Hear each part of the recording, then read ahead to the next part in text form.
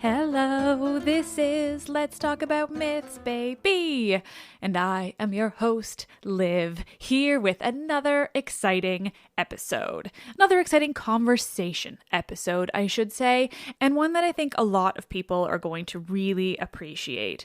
I've already heard from a couple of people ever since I just said I was going to have this conversation episode about asexuality in Greek mythology, and so I'm really thrilled to be able to bring it to you. I think that it's a really interesting topic and obviously really important as well, especially just when it comes to representation and people now feeling like they can see themselves back then. So today, I'm utterly thrilled to have spoken with Julie Levy, an independent scholar who studies a lot of this stuff amongst many other things.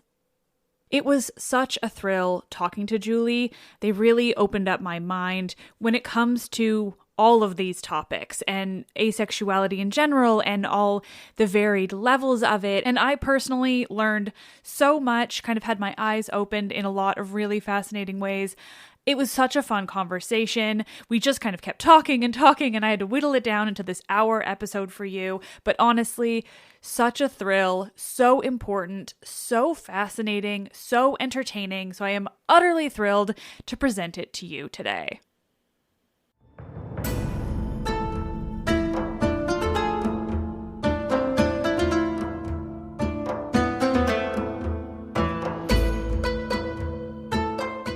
Conversations, not just a phase. Atalanta and Hippolytus and Asexuality in Greek Mythology with Julie Levy.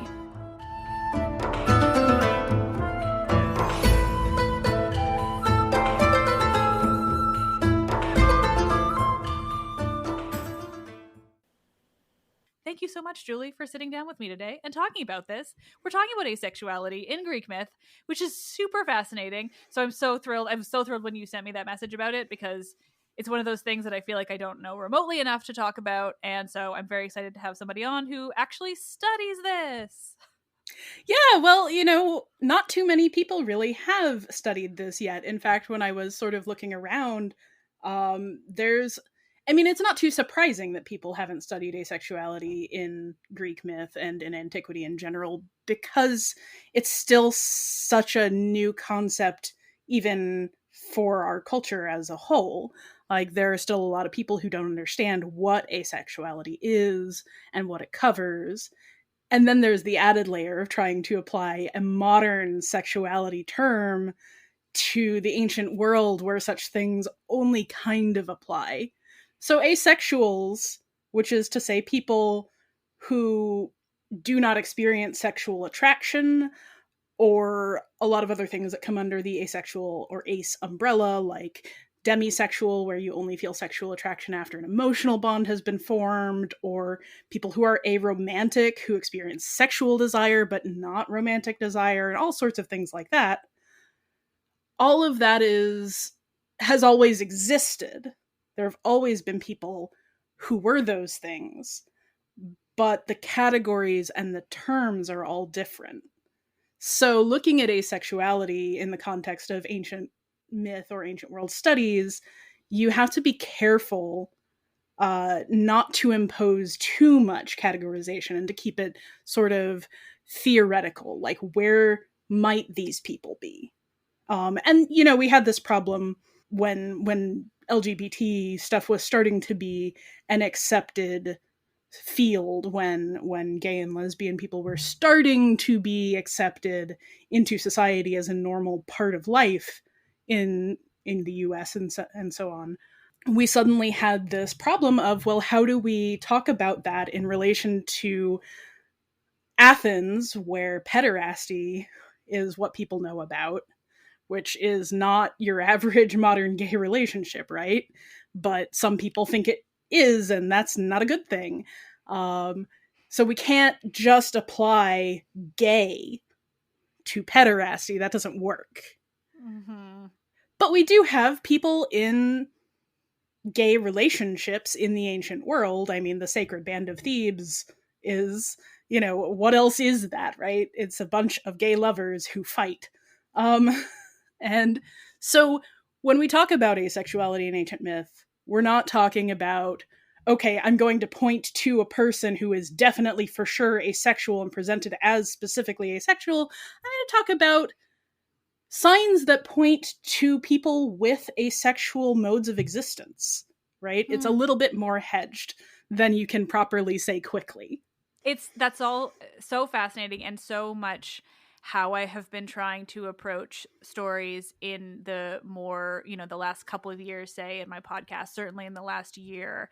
The deeper I get into just even like academic friends on Twitter, which has been a real game changer for me, has led me to hedge that a lot more as well. Just when I'm talking about, the more traditional LGBTQ characters, and then also trying to mention that pederasty was a thing in Athens, while also pointing out how it is clearly not like a traditional gay relationship, or even like a remotely okay gay relationship, and it was just about power dynamics more than it was about sexuality and genders and who loved who. It was about power, making it inherently problematic. And so yeah, it's been really interesting making those points lately too, of just like making sure to clarify and say, like, as much as we do want to put some certain labels, I think some labels are helpful, especially in the way I do this podcast. So I do try to use some labels at times when appropriate, some modern labels, I should clarify, because I think that it can be very beneficial to people to see themselves in stories. And so, I'm going to call Dionysus bi, but I'm going to clarify at the top to like hedge it on, he would have not necessarily understood that. And, there's no terminology, blah, blah, blah. Right. But like exactly. Objectively, Dionysus is pretty bisexual. Disaster bi. Like, he just is. I mean, all of the Greek gods that were bi are disaster bi. I was trying to do a lot today, and so I actually am like, I'm about 20 minutes through a 30-minute recording of this week's episode, which is part 2 of Nonus's Dionysiaca story of Dionysus and Apelles, which is like the only version we have that's actually long and drawn out, and not just like he died and became a grapevine. And it's fascinating because there's so much talk about all of those other. It's like about that relationship, but then it's also talk about Apollo and Hyacinthus, and Zeus and Ganymede, and Poseidon and Pelops, and Zephyr and Cyparissus, and they're all tragic. They all lead the mortal to be dead, or I guess not in the case of Pelops, but like his life wasn't great. Yeah, not so Ganymede either, but no, wow. Well, true, yeah, but yeah, they like to say in that whole version, it's all about how Ganymede had the best life, and you're like, did he though? like the thing that I can never get over is his name. Like, how do you name a kid Shining Balls? Is that what that means? That's what that means. I love that I get to talk to people on this podcast to learn things like that. I've already brought us totally off topic, but we've got that out of it. So thrilling. That is exciting. Yeah, it's so fascinating the way that they like wanted to turn these stories into something that they like objectively were not. Like in Nonus, he's all like, well, Ganymede got everything. He had a ride on an eagle. And then he got to be a cupbearer, and Zeus, his talons as an eagle were very gentle. And you're like, okay, like, does that make his experience good or consensual or not horrifying? Oh, yay. The rape of a child by Zeus was gentle. The talons specifically were gentle. So, yeah, anyway, It's wild.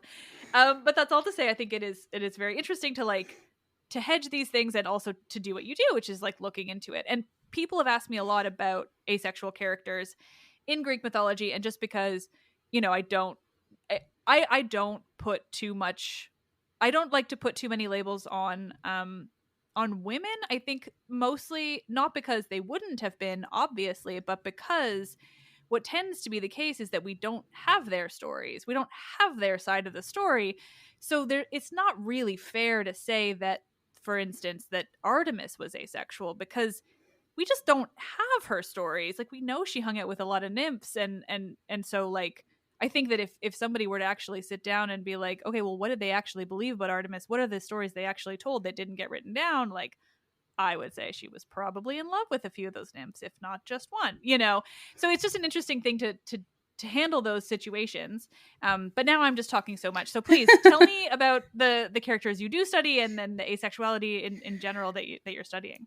Well, in particular, I really wanted to talk about Artemis first. And specifically Great. For that reason, right? Because, you know, women and even goddesses don't often get agency in the myths that we receive, and Artemis in particular is kind of aloof. We don't get much of her side of anything except in like the Orion myth sometimes, when it's acceptable because she has the hots for a guy, right?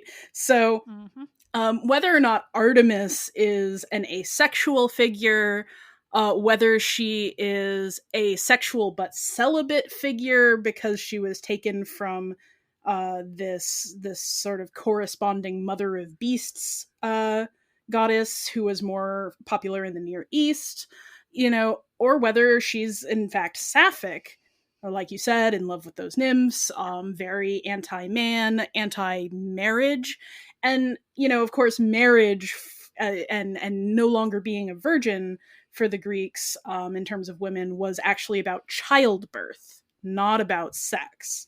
So if you bore a child, you were no longer a virgin. But if you had sex, well, maybe, you know, who could tell anyway. So what is Artemis? We can't really pin that down to any one thing, but what she is a refuge for people who don't want sex. Because we get a lot of these figures, and in particular the two I mentioned I wanted to talk about today, both Hippolytus and Atalanta are devotees of Artemis. And we see this a lot with young male warriors who reject sex. Atalanta's later son, for instance, Parthenopaeus, is also a devotee of Artemis. And sometimes he's depicted also as sort of asexual leaning, and sometimes he's depicted more as just too young to have really finished going through puberty and figured that out. But I have to say that there's this pushback that you get sometimes when you talk about asexuality in the ancient world, and you talk about these characters who sort of reject sexuality, like, Narcissus or Hippolytus. And people will say, oh, well, they're just adolescents. They don't know what they want yet. It's like, how many adolescents do you know who go through puberty rejecting the idea of sexuality? Either they're ace in some degree, they're having issues outside of that spectrum in some degree, or they're full of hormones and are horny. Like, that's the more common experience, right? There's no reason to assume that when a young man is rejecting sex, like Hippolytus does Phaedra, that's some kind of teenage rebellion. That doesn't really jive. But that's what you hear a lot of times.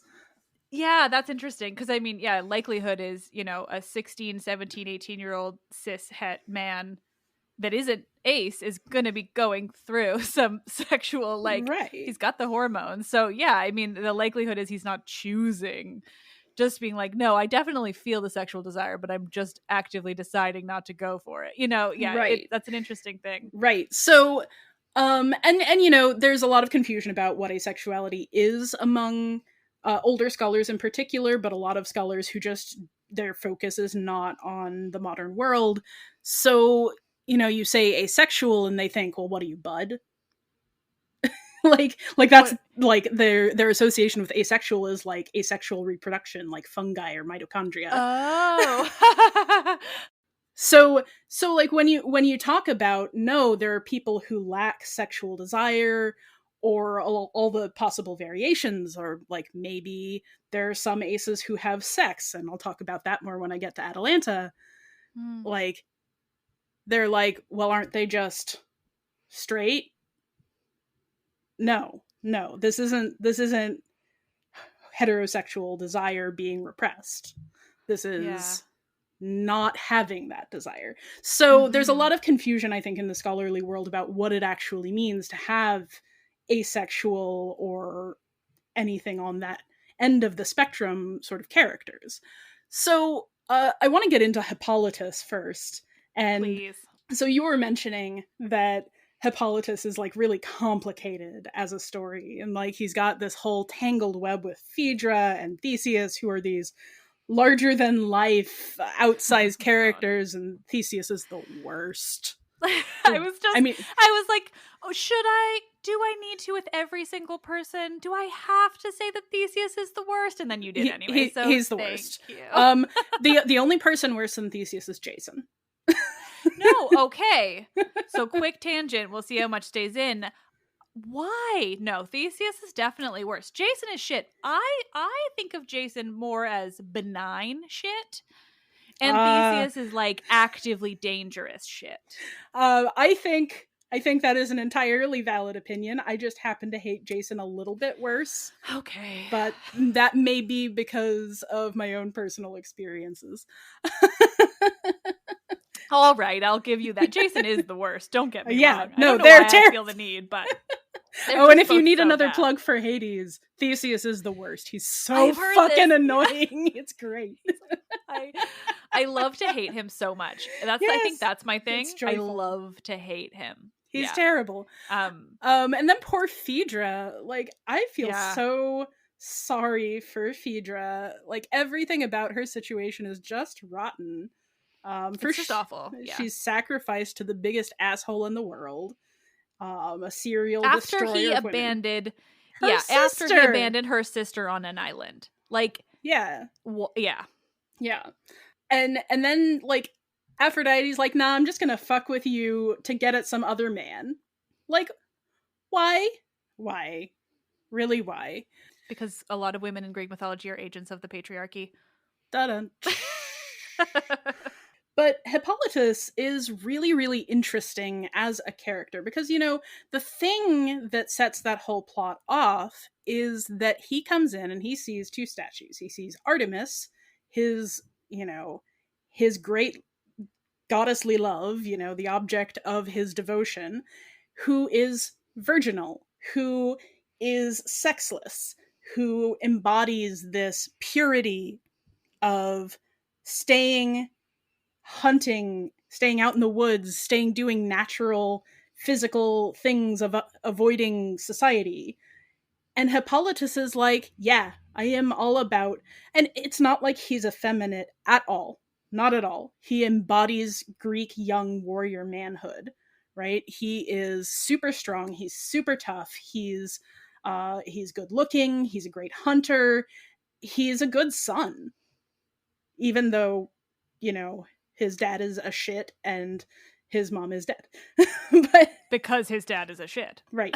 And like he doesn't even like, he's like, you know, I can respect whoever he marries next. That's, you know, it's not my problem.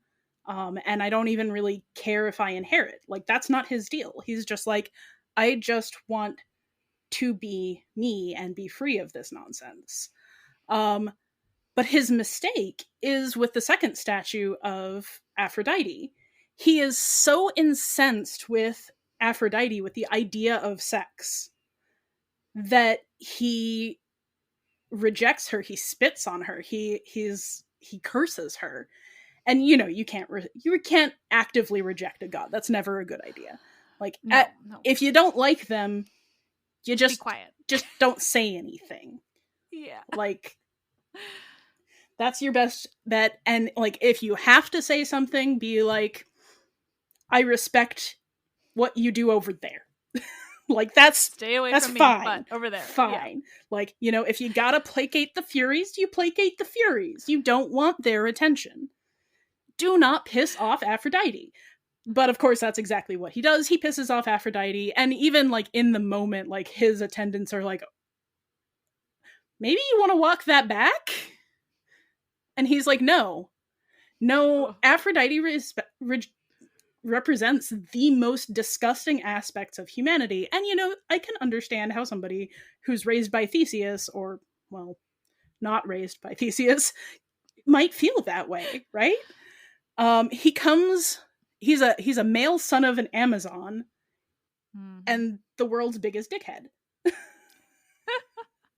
Of course he feels that way, but even if he didn't feel that way, like for emotional reasons, the fact that he is repulsed by the idea of sex, that he never wants sex for himself as a young man, and like we were saying, this is a guy who was likely just flooded with hormones all the time, but he doesn't want sex. He doesn't want men. He doesn't want women. He doesn't want non-binary people. He is just happy being by himself, being on the hunt. And that is a frankly very asexual position. Not all aces are sex repulsed, but some are. And I think it's actually a fairly, outside of aces, a fairly uncommon thing to be repulsed by sex, to have that strong a reaction to it. And so, I was talking this through with a friend of mine who's also working on sort of the Roman angle of asexuality in myth. And like, I don't think I would ever even have thought to apply my identity to mythology in this way if it hadn't been for those conversations. And she brought up, at the end of that play, Hippolytus is killed by a bull, right? Like rushing out of the sea, like kind of non sequitur. Like, what is a bull doing in the sea? What is this about? And a lot of people will argue back and forth about what the bull represents. I've heard one very respected classicist make an argument that it's his repressed sexual nature coming up out of the sea to claim him. Right. So there's I made a face. That's a non-audio thing that got that reaction there. Yeah. So it's a little bit far-fetched, right? But it's also far-fetched that a bull comes out of the sea and kills him. So like, what is it doing there? And it would, at least you could kind of follow the steps if it were his repressed sexual desire, but there's absolutely no indication that it is, right? Like, there's just not much there, unless you look forward to Ovid, who does some playing with that and talks about the swell of the waves and all of those sorts of innuendo. But like, even if that is, Hippolytus shows no sexual desire. None at all. And this actually reminds me of one of the things that people in modern day get wrong about aces. Having no sexual attraction to other people doesn't necessarily mean that your body never wants sexual action. Sometimes aces have libido. Sometimes aces masturbate. Some aces even have sex, and like, they're not necessarily just attracted to the person they're having sex with, but maybe they love them, or maybe it's sort of a fleeting interaction, or maybe it's more about friendship for them. Like, there are a lot of ways in which sex can still come into an ace's being. And so maybe as a teenager with raging hormones, these are his sexual feelings that have absolutely nowhere to go and no part in his day-to-day life. That seems plausible. But why a bull? Why the sea? I still have not quite figured that one out. Well, it's very, I almost feel like it pulls it back to Phaedra in an interesting way, because of her origins, right? I mean, a bull from the sea is literally where she comes from as a person from Crete and that culture. So I find that quite interesting to just connect it back to Europa and Zeus and the Cretan bull, and that's kind of it's an interesting piece. I don't know kind of where it goes, but that's my first thought when I hear a bull coming from the sea, is I'm thinking Zeus and Europa. Like, I know this is a bull and not obviously a god, but it's an interesting connection, especially with Phaedra involved, who is so obviously, from that Bull dynasty of Crete. And yeah, and that makes sense too. I actually like that a lot, because then you have the connection back to Phaedra's actions are what killed him, and nothing that he did at all. Mm-hmm. Mm-hmm. He didn't do Yeah. anything. He just said no. That's all. Yeah. So Yeah. so Phaedra's note, Phaedra's bowl, Phaedra's Mm-hmm. desire, not his. Mm-hmm. I like that. Here for bull iconography information. That's really fascinating. And Hippolytus, as I kind of mentioned to you, off mic, it I would say it's not him I feel this way about, but the story. And I covered the story of Phaedra back in March for Women's Month, because I hadn't really talked about her before, and I think it's valid, but I also don't want to go too close to, a false rape accusation, which does exist in Hippolytus. The play I'm referring to broadly, Euripides, is Mm-hmm. Hippolytus, which is where most of this story comes from. And so it's kind of hard to wrap your head around, it's just sort of, it's a tricky thing. But I do think the story of Hippolytus as a person is very interesting, and Phaedra too. So I tried to tell her story without the play and just more about her and then the character interactions. But I think this is a really perfect way to add to it and sort of add that layer of complexity. And, where is she to blame and where is it Aphrodite inflicting this upon her? It's an interesting thing. And I was talking to Jennifer Saint, who's the author of the new book Ariadne, and Mm-hmm. Phaedra is very much in that book, which I was very happy with. That's sort of some of my favorite parts were looking at Phaedra. And in that, it's a little bit more of Phaedra being this person who never experienced kind of anything of her own. She was taken by Theseus and married him and didn't love him, and he didn't love her, and it was all just so messy. And so I think she, like, in that, you kind of get the sense from her where she is almost just sort of latching on to the first person that she thinks she can actually love. And obviously there's a lot of problems. It's not, none of it, ultimately makes, her, professing her attraction in that way and dealing with his rejection in that way to be okay, obviously. But it adds an interesting layer about where she's kind of coming from, and then, add to that the Aphrodite aspects, and it's just an interesting, like, additional kind of pieces to the puzzle of that story. Right. And one thing you have to remember when you're dealing with Phaedra is that she is about Hippolytus's age.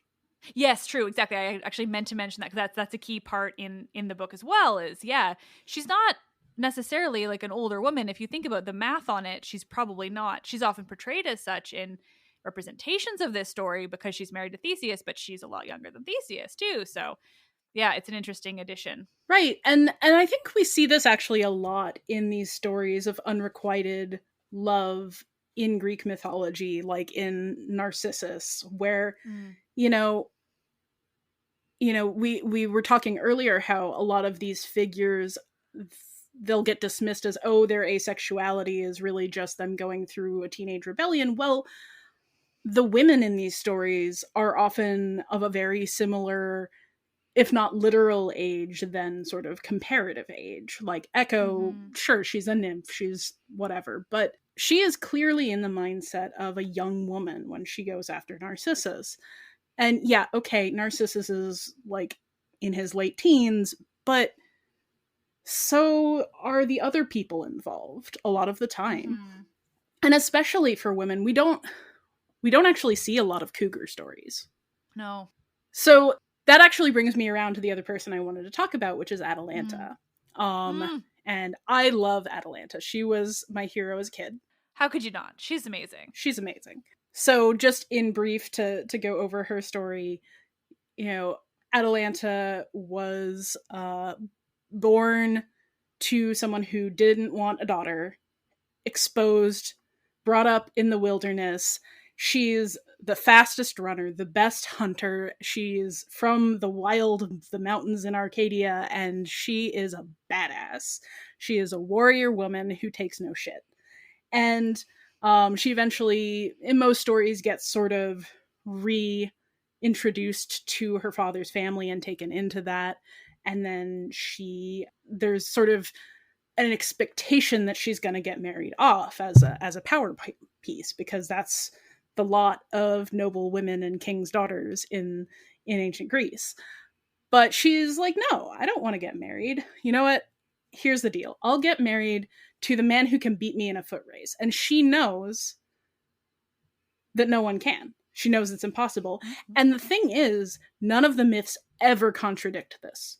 No one could ever beat her in a fair foot race. It just doesn't happen. And she, like Hippolytus, is devoted to Artemis and often is among Artemis's like literal coterie, like Artemis and her nymphs and her women, her mortal women who are in her entourage. And Atalanta is one of them. So Atalanta doesn't want to get married. And this foot race, when it finally happens, this one guy, and his name varies in a couple of ways, he figures out he's in love with her. He's obsessed. He's like, okay, he prays to Aphrodite to give him some way to beat her, because he knows he's going to try, but all of the men who fail get killed. So he gets these 3 golden apples that are irresistible. Like, that is the quality Aphrodite bestows upon them. And so every time he almost catches up to her in the race, he tosses one ahead of her.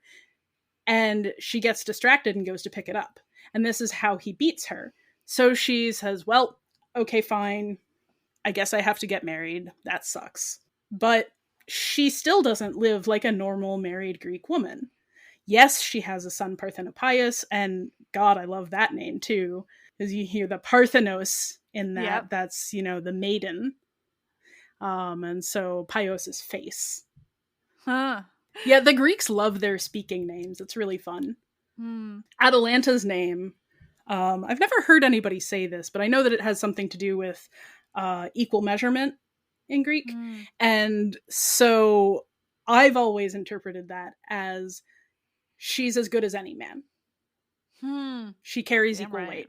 And she carries equal weight because the other story about her is her going on the hunt for the Caledonian boar. She's on this war party hunting for a boar, which is the most dangerous wild game. They're really, really dangerous. They're really hard in Assassin's Creed Odyssey. The Caledonian boar was really hard to kill. I bet. They're super dangerous. They're quick, they're smart, and they've got giant tusks. And they're big enough to take down a horse and rider. So she's on this hunt with like big badasses like Meleager and whoever, and she's the one who ends up killing it. She's that good. So, and like she gets to go on some versions on the Argo. She gets to go on that journey, and she's one of the few who like really go all the way and survive it. She is an utter badass. And then like in the next generation, because the hero stories come in sort of generations. So in the next generation, when Parthenopius is a young man, he's one of the 7 against Thebes. I didn't know that. Yeah. I realized, just for my listeners here, I chose to cover that story by covering Phoenician women instead of Aeschylus. And so if anyone's interested in remembering that, I did cover that in Jocasta's episode from just this past March. We just went with Phoenician women instead of Aeschylus' 7 against Thebes, because I love Euripides.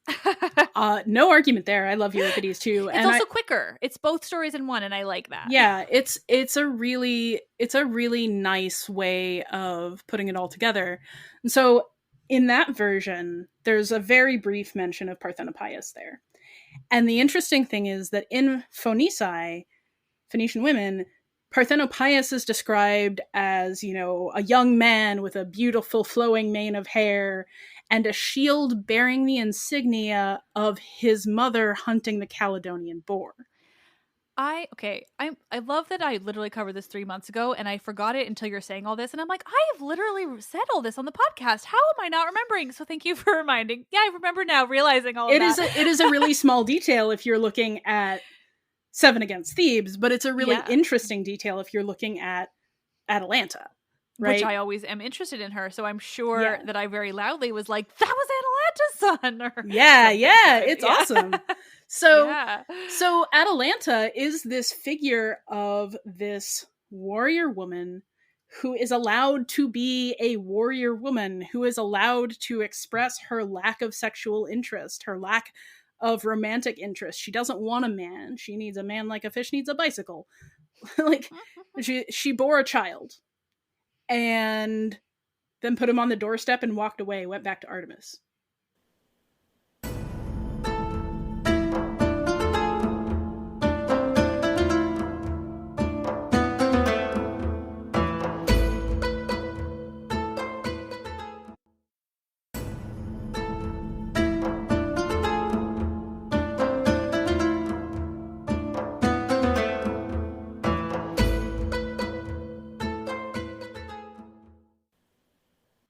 And not too many people get to do that, right? Because when this happened to Callisto, which I'm sure you've covered, when this happened to Callisto, Artemis was like, heck no, you get to be a bear. Like, you bore a child, you're out. Yeah, that story is so sad. It is. It's ridiculous. And screw the gods. Yeah, exactly. But in any case, Atalanta is so divorced from childbearing, from sex, that she's allowed to rejoin Artemis's group. I love that. That's a real thrill. Yeah, and I think it has to do a lot with her just complete indifference to her marriage. She's like, yeah, okay, I had sex, I produced a son, this is the point, right? Here you go, have fun, I'm done now. And, like, you know, her husband is described as loving her, but she's never described as loving him. Right? Like, that's just not even a part of it. And even if she does, like, it's okay for her to be like, okay, this isn't rape. This is something I agreed to. I can get this over with. Fine. But I'm just gonna go and be with my ace pals now. And, you know, like I said, there are plenty of people who will say, oh, but she's just like a sapphic or something. And I'm like, come on. Well, that's the thing. I think it goes back to this, like, assumption that if you don't want to have sex with men, then you want to have sex with women. Which is like, there is an in-between. Like, it's not a binary. And I have to say, I love a story where a woman is allowed to have absolutely no maternal interest or want to have a child at all. That is a real thrill for me personally. Right? I am one of those people who didn't like children when she was a child. And and I never developed a liking for kids. I have so my brother has kids. And there is this wonderful photo of me with his brand new baby, where I'm holding her up kind of uncertainly, and he captioned it, "So they tell me you're human." I identify with this. I love my nibblings. I do, but I did not know what to do with them when they were very little. Yeah, I'm with you so deeply. I mean, the point for me is it's really wonderful as somebody who is not only under the ace umbrella, but also agender, to see that there is a place in Greek society for people like me. To see that there was a place in history for people who didn't give a damn. Yep. Like, I don't think Atalanta could care one whit if she's a man or a woman, except that she gets to run with Artemis. Yeah, because priorities, right? Like, right. Sometimes certain things matter to you more than others, and that's okay. Right. So I think this is part of why Atalanta always appealed to me. Like, I have no maternal instinct, at least not towards actual literal children. I mean, my fur baby might disagree, but I know. But, you know, I don't have maternal instinct. I don't experience what most people would think of when they think of sexual desire.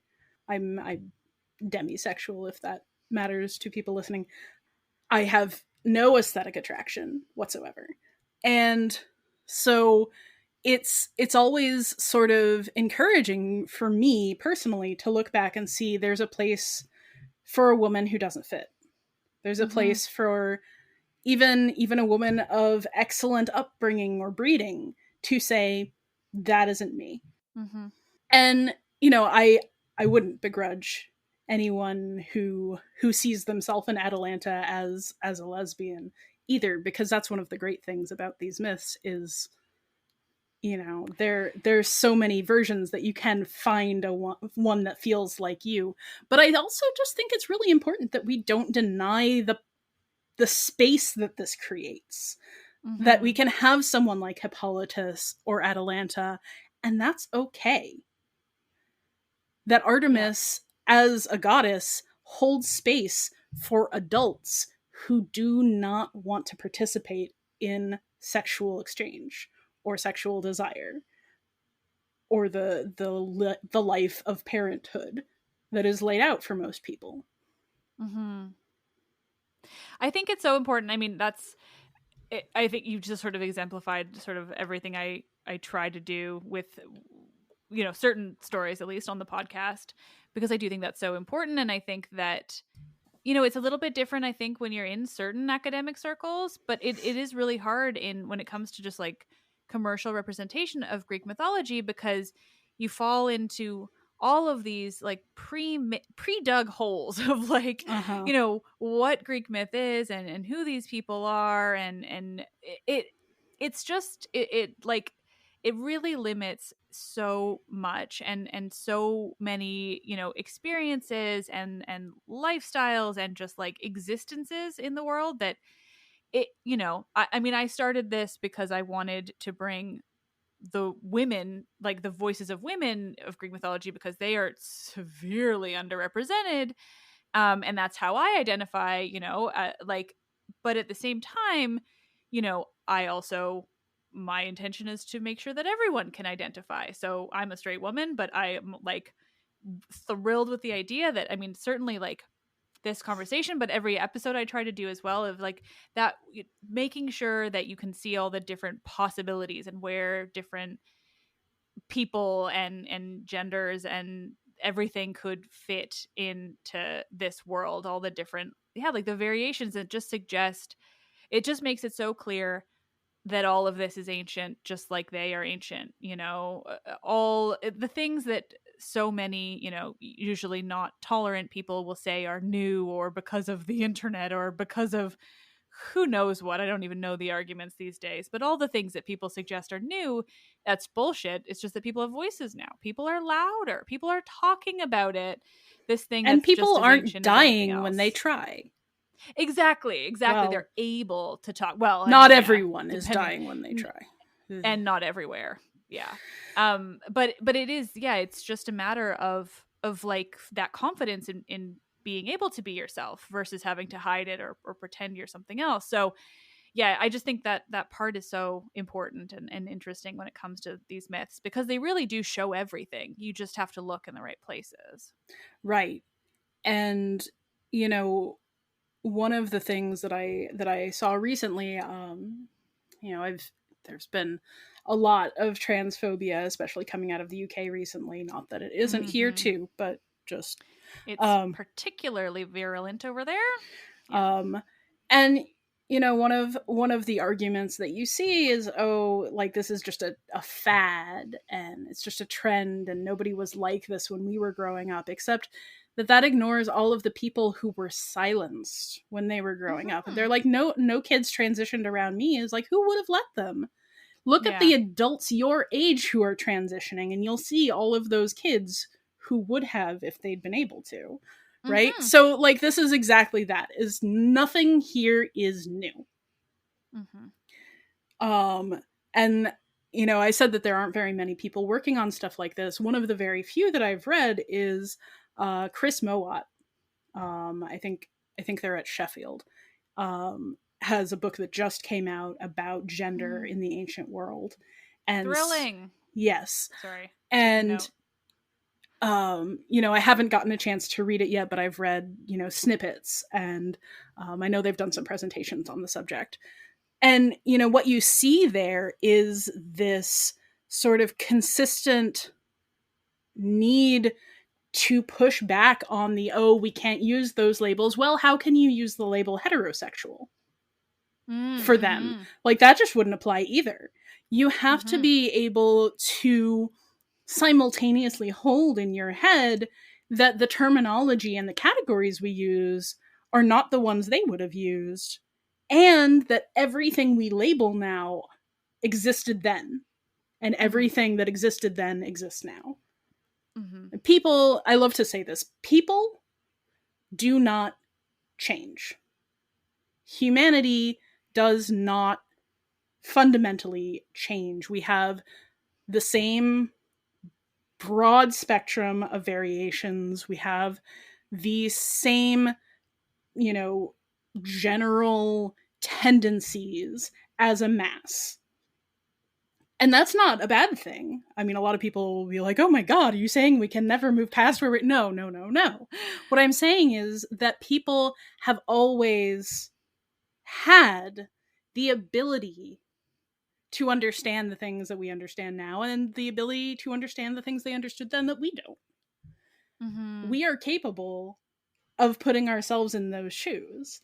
And just because the way we think, the categories in our language may be different, that doesn't mean that they don't apply somewhere. So, yes, there were definitely spaces for people to be asexual. For women to say, no, I don't want marriage. And, we don't have the evidence to know whether that was because they were ace, because they just hated the patriarchy that much, because, boy, I understand that. That's where I'm at. That's me as a person. I would be back there like, not quite ace. Not ace necessarily, but also just like, no, this is not no thanks. Be my life. I'm going to devote myself to being a Vestal Virgin because fuck you. That's why. Exactly. Yeah. Sure, we don't know their internal motivations, but I'm going to tell you that those people existed, and these spaces allowed them to exist as themselves. And that, I think, is just the coolest thing that we can learn from people like Atalanta and Hippolytus. It's so true. It's so important. It's something I haven't talked about enough. So I'm just so thrilled that you wanted to do this. This is so great. I tend to focus more on like, I suppose just everyone else, because it's just what I'm more familiar with. I think, like you're saying, the study of asexuality is so new. The understanding is not very broad. Like, it is hard, especially coming at it with nothing. And so this is just overall really exciting. I tend to fall back on the stories of trans people being transitioned by gods. That sort of, those are my go-to thrilling ones, where it's just like, like you're saying, like, they had a space was made for them in whatever way, in terms of like real practical living people, we don't necessarily know, but the fact that these myths existed in the way that they do, I think really says a lot about the potential openness of those kind of things, and like the likelihood that people were able to live, at least in some way, as their true selves. Right, exactly. And if there was a place for Atalanta in the mythology, then maybe there was a place for a real life woman to just be a devotee of Artemis and say no. Exactly. Yeah. That's just, I think that's beautiful, honestly. Yeah. Because, people will point to like the Amazons as like the women warriors doing it for themselves, and like try to connect that to the Scythians, which maybe, yeah, sounds cool. Scythians were badass, no argument there. But the Amazons are distinctly foreign in Greek myth. Atalanta is not only Greek, but nobility. Yeah, that's exactly that's a key distinction that I don't think gets brought up enough, just because it is sort of like the broad strokes of this, but exactly, right? Like the Amazons, their whole thing is that they're not Greek. That's what makes them the Amazons.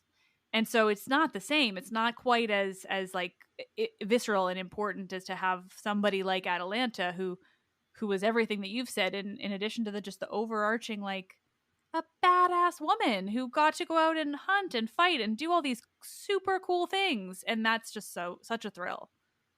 And it's not like it caused no controversy, like back in the story of the Caledonian Boar, right? You have the whole thing with Meleager. Meleager is like, she killed it, she gets the hide. And his uncles were so mad about that they tried to kill him. And eventually did end up killing him in a roundabout fashion. I don't know if you've told this story, but I have a long time ago. But yeah, the wood getting thrown into the fire and burning out. His mother being so upset that he killed her brothers that she killed him. Like, okay. I need to redo that story to more justice. Oh, it's such a crazy one. Yeah. But all of this happened because there's a difference of opinion in the society over whether it's okay for a woman to occupy this space. But the fact is that badass heroic Meleager, tragic Meleager who gets Pindaric odes written about him, said yes. Meleager says women's rights. Yeah. Oh, I love that. Yeah. It just so like the story of Atalanta I told so long ago, and now all I want to do is write another episode for her that's like does her all the justice in the world. One thing I found interesting about her is the idea that both Arcadia and Boeotia at times tried to claim her. And then it seems like there was also and this is like a very broad strokes, I read it on theoi.com, the website that has my whole heart. But basically the idea that like some presented it as if there were actually two women who like both were named Atalanta. Yeah, that's what it says there, which they're usually pretty great about that stuff. So yeah, no, I'd believe that. Well, I think obviously they both just loved her and tried to claim her. I think the idea that there's two women I would buy, but that they're both named Atalanta and that they both were raised by bears after being exposed is like, well, I think probably both of those regions just wanted her. Oh yeah, so cool. Yeah, and then you get the stories later that try to smooth that distinction out by saying, oh, she was born in Boeotia, but she was raised in Arcadia. That's what the deal is. So that makes total sense to me that both regions were, and the deal with all of these myths is that every region had their own version. Every polis, every city-state has its own version of every myth. And like, even as, like I mentioned before, that Artemis is in some places closer to the Near East, she is actually sort of this mother of beasts character. And Artemis plus mother is just nonsensical when we think about her Attic version, the one we usually think about. But like, you see statues of Artemis with hundreds of breasts. Really? Yeah, it's really fascinating. So like these can vary really widely between regions, between cities, and even something as like central to our understanding of Greek mythology as Athena can be really different outside of Athens, where she's not the patron goddess, right? And her importance is a lot lower elsewhere. So we get all sorts of really just weird versions that make very little sense with what we're used to. And that's kind of hard to hold in our heads. Like, we tend to think of Greek mythology as like Lord of the Rings or something, where all of the characters have a role, but it's more like DC Comics, where there are 18 different versions and they're all canon somehow. I like seeing it that way. Yeah, that's the thing I try to reckon with a lot lately, because I'm deeply obsessed with like referring to all of the sources I can possibly find and explaining that away. And but then I still have poor kind souls listening to this show who want to understand it and like want to understand chronology, and like they want like finite answers about these things, and I just want to be like, don't stress yourself out over it. Just don't. Yeah. You'll never get what you want. So you just have to be okay. There are no easy answers. I'm sad to say. No, I'm actually not that sad to say. Like this is what drew me to it. Right. Same. I love it. Like I love looking at all those little intricate bits and pieces and what differs and where and who told what and what changed. And speaking of which, there is a little detail I mentioned earlier that I wanted to come back to. So we were talking about Parthenopaeus and his appearance in Phoenici. Well, if you actually look at Seven Against Thebes and his appearance there, like he's described in a little bit more detail, and like who his mother is and where, you know, why he's important and all that, his devotion to Artemis.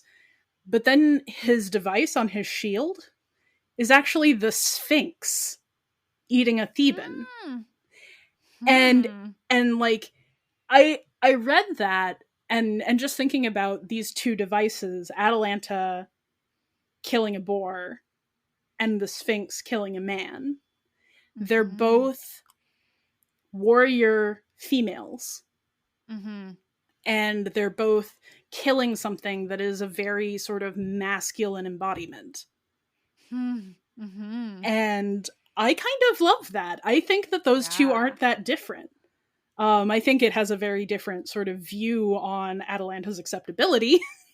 Yeah, definitely. Says a little. It's very Aeschylus versus Euripides, I think. Yeah, I agree. Especially because Euripides is so much more focused on the women's perspective at all times. I mean, ladies are people. I know, right? And you know, I think you can get some really interesting stuff out of how Euripides is portrayed in other things, like in Aristophanes. I don't know if you've read the Thesmophoria Zeusi. No, I need to. Yeah. It's a wild ride. So for the listeners, the Thesmophoria Zeusi, Thesmophoria was a women's festival in Athens where all of the men were shut out.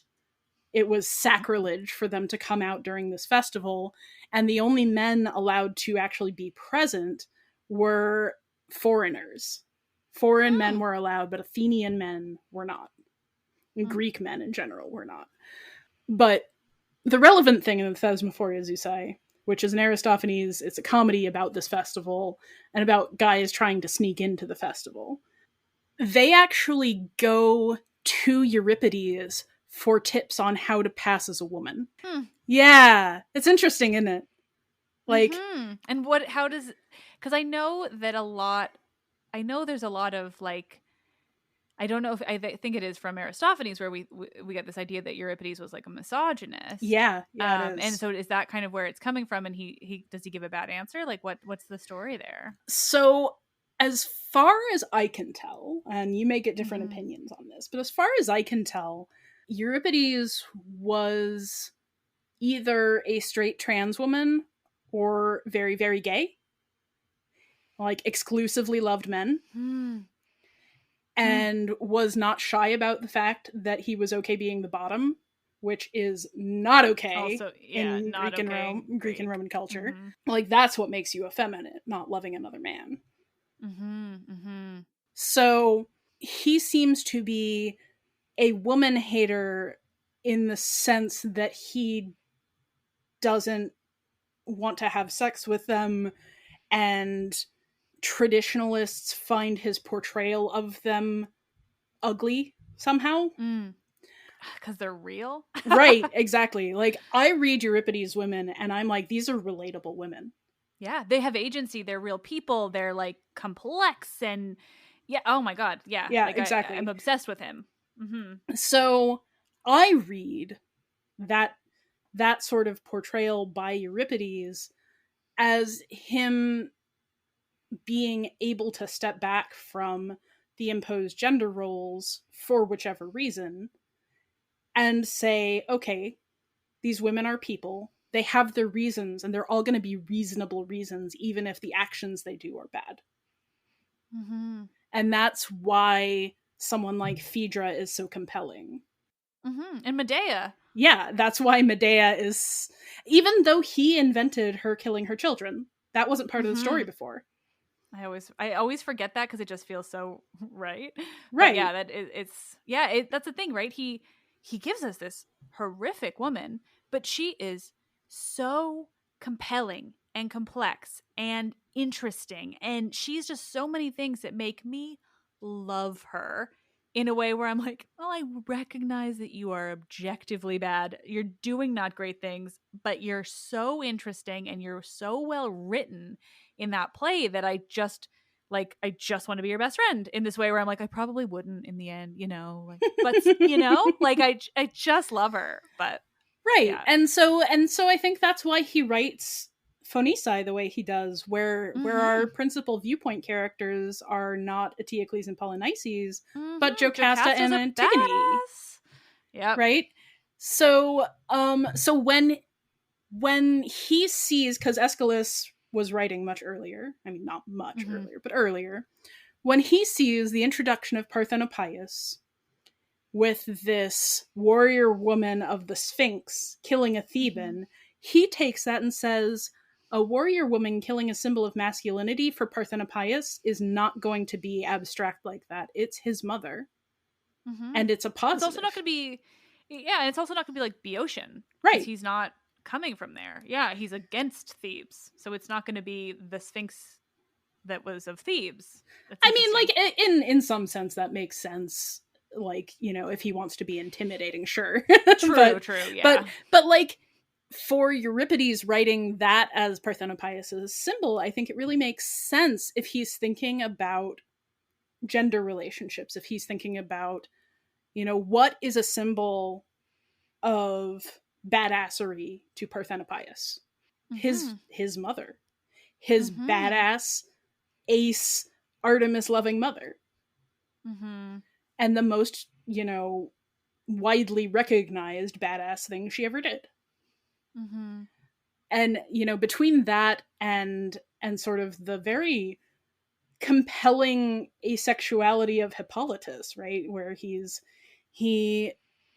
Phaedra is written lovingly, but Hippolytus really, he feels real too. His rejection of her feels just as real as her longing for him.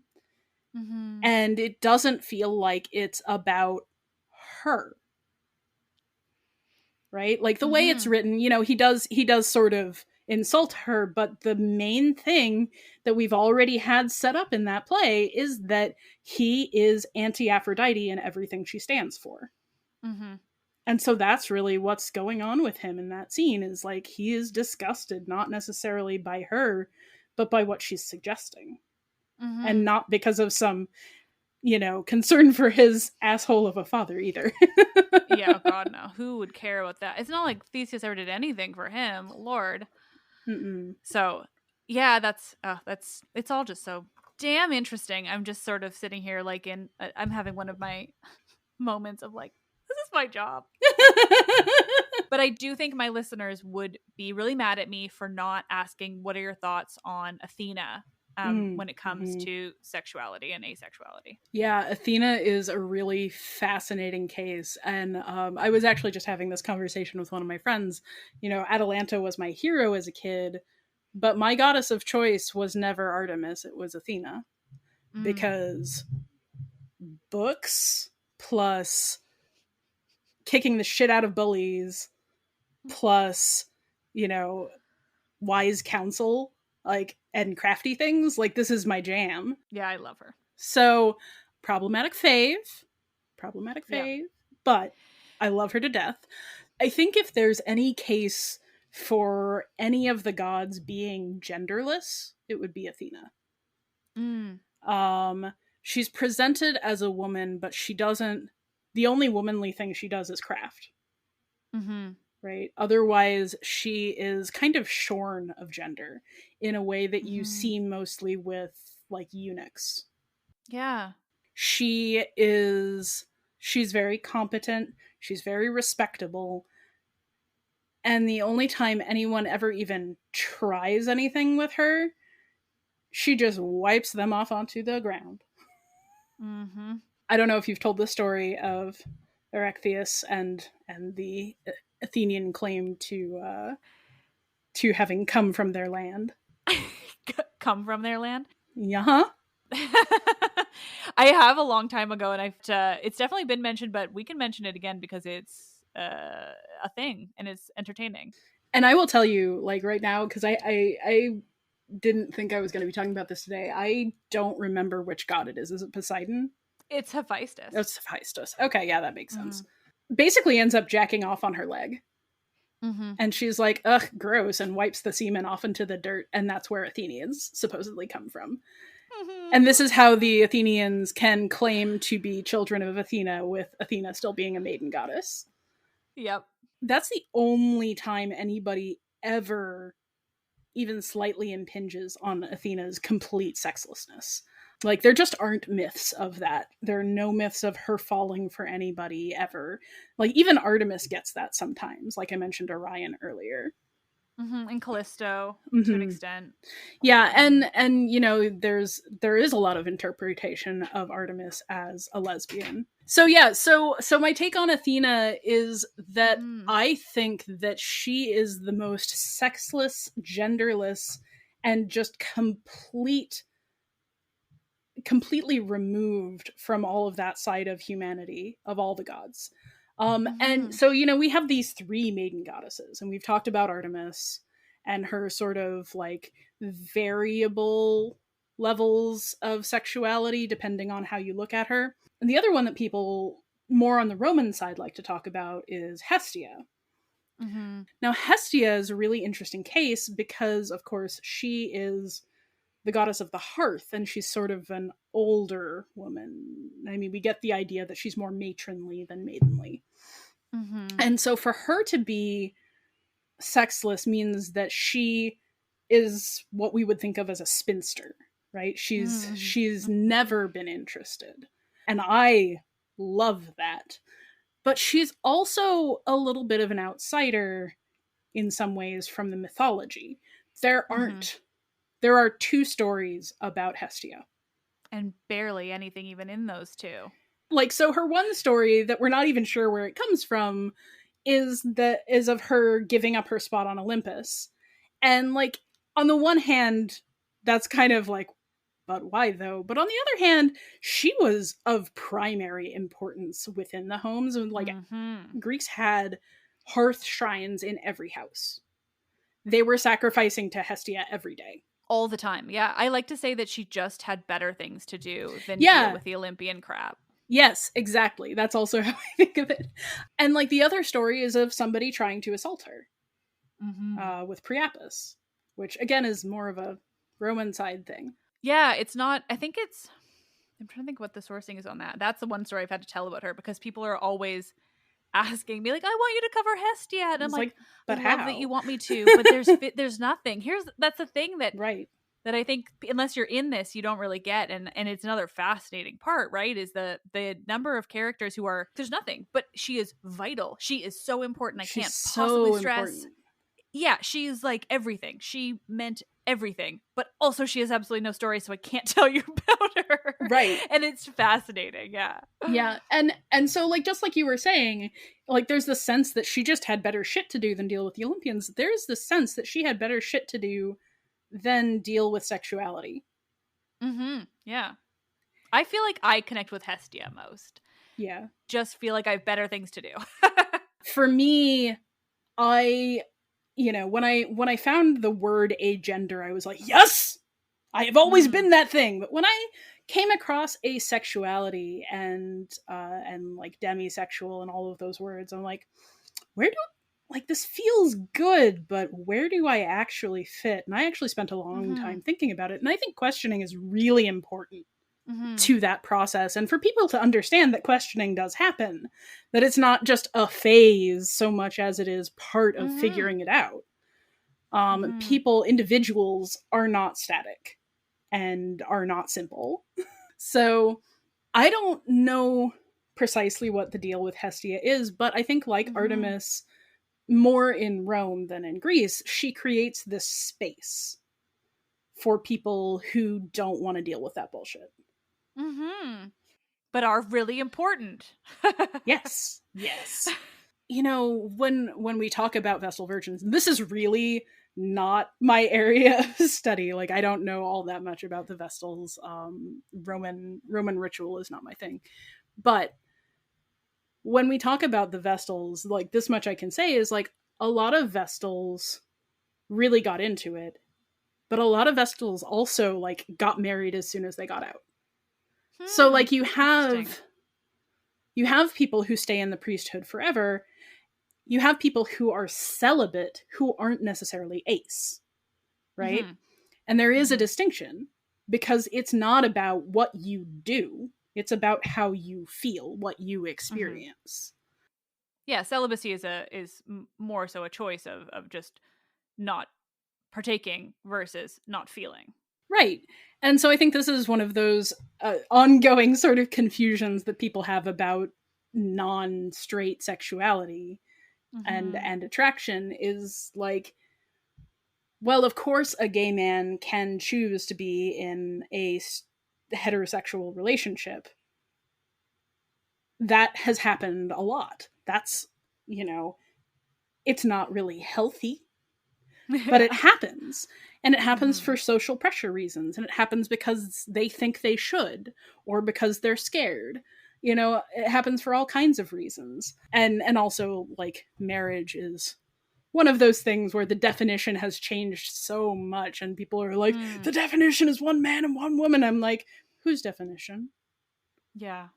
Yeah. Like, what? I mean, yeah. And just the expectations around it and all of those, like, varied things that add to all the societal pressures, you know? Right. Yeah. So it doesn't make a person less gay if they're in a straight relationship. It just means that they're not being honest with themselves and their partner for one reason or another, knowingly or unknowingly. And that's, you know, that can turn out okay. It doesn't mean they're evil. It just means that they haven't figured it out. Right? And so, like, it's totally normal for, I mean, maybe Atalanta did love the man who beat her in a foot race for a while. That's okay. Aces can have sex too. Aros can occasionally have real relationships. It does happen. It doesn't make them not what they identify as, because it's not about the action, it's about the feeling. And, you know, like we said earlier, it's all a spectrum, right? And it's not just, you know, the spectrum of desire from male to female, like on the Kinsey scale. It's the spectrum also of none to lots, right? Like, there can be people who never have any sexual desire ever. And there can be people who only experience sexual desire once in a while. And those are both sort of under the ace umbrella. And they're both have been pathologized, right? Like, you hear all the time about frigid women, right? Or men who just can't get it up. And one of my favorites, actually, is, and this is getting into, again, Roman side, but also real life, not mythology. You've heard of Horace, the poet who is probably the Roman poet closest to my heart, because he loves Sappho, and Sappho is my absolute all-time favorite. Horace, his nickname, because, you know, they all get nicknames because Rome only has 5 male names. I don't understand why they do this, but whatever. His nickname was Flaccus. Do you know what Flaccus means? Flaccid, I would imagine, yeah. Oh, yeah. And, you know, he basically never talks about sex. And you know, you're used to, like, your Catullus, who is, you know, the sparrow is my penis. And, you know, it'd be your, you know, Propertius, who's like, oh, Cynthia, please fuck me. You know, like, you have all of this passion. And then you have Horace, who's like, God damn, a tree almost fell on me today. I haven't read Horace, and now I think I have to. That's one of my favorites. It's really funny. And, you know, with the combination of the subject matter and the nickname, I'm like, ace icon. Yeah. Oh, that's so fascinating. Oh my gosh, this is like spilled into so many different places. I love it.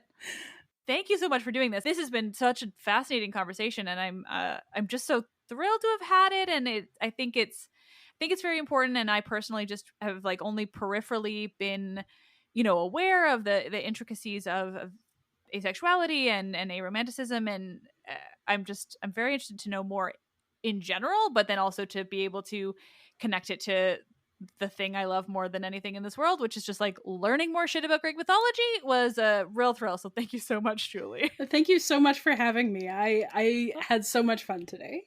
I'm so glad. This is the most fun thing I get to do, is have these conversations, and when people are obviously having as much fun, it's wonderful. So thank you.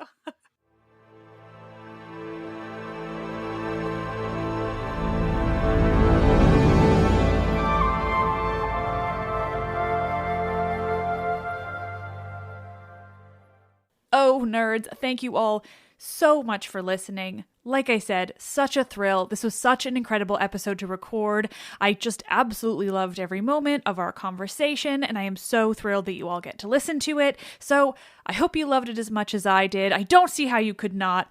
That's where we're at with this one. Thank you all so much. You are all the best. I am Liv, and I love this shit.